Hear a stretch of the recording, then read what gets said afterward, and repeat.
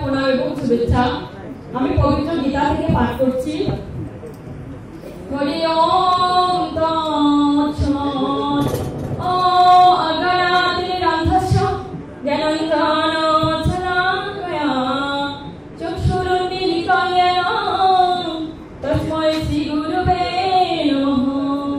हे कृष्ण करुणा सिन्धु दीनबन्धु जगत्पते गोपेश गोपिकाकान्त राधाकान्त नमः।